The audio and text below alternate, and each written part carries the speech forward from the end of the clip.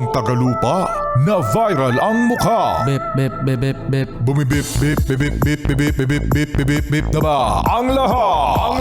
Martian. And Rico Pañero. Bip, bip, bip, bip, bip. Bip, bip, bip, bip, bip, bip, bip. Bip, bip, bip, bip, bip. Bip, bip, bip, bip, bip, umaga! Mga yes, friend! Ito na ang 101.1 Yes FM Balita. Ha? Girl group na Fourth Impact binabatikas ngayon ng mga netizen dahil sa paghingi ng 500,000 pesos para sa kanilang 200 na Shih Tzu. Grabe mga yes friend, 200 na Shih Tzu. Ito yung mga cute, mga adorable na mga doggy. At imagine ang Fourth Impact, mga yes friend, meron silang 200 ganitong aso. Ha? Paano naman nangyari yun, Rico Pañero? Kasi eto na nga mga yes friend. Siyempre, nagkaroon daw ng pandemic.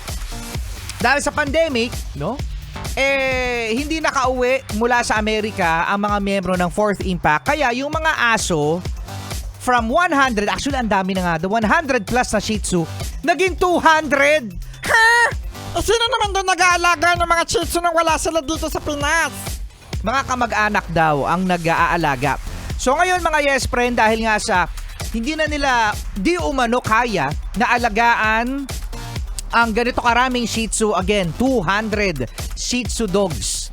Dahil nagrereklamo na raw ang mga kapitbahay, naiingay, nagtatahulan. Ngayon ay itatransfer daw nila sa isang mas malaking lugar, ngayon, para daw ma-transfer nila at mabigyan ng kaukulang pagkain, pagpapagamot, ang 200 na Shih Tzu, nangangalap sila ng pondo para sa kanilang mga aso.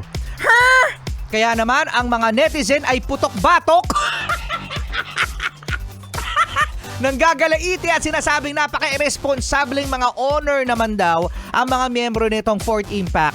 Dahil dapat daw hindi na nila inaalagaan ang ganito karaming Shih Tzu, Dapat daw ay pinapakapon nila. Ikaw ba, Martian, nakapon ka na ba? Nakapon ka na ba, Martian? Nakikita naman, di ba? Hindi na kailangan sabihan, di ba? Si Martian, nakapon na. Joke! Hindi pa! Pwede pa! Pwede para mo. So ayun na nga mga yes friend, nakakalap na nga ng malaki-laking halaga itong Fourth Impact at marami nga ang nagsasabi na yung Fourth Impact nakanood pa ng Eras Tour ni Taylor Swift. Kaya naman sabi nila, nakakanood pala yung mga yan ng ng concert ni Taylor Swift bakit pa sila nangangalap ng pondo para sa kanilang mga aso? Oo nga! Oo nga! Pwede na lang ng Shih Tzu Fourth Impact.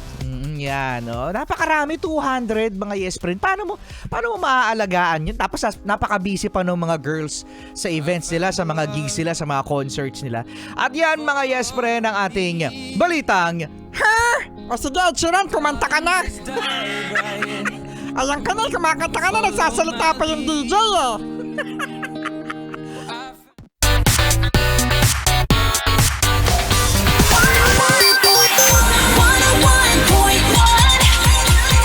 Yes,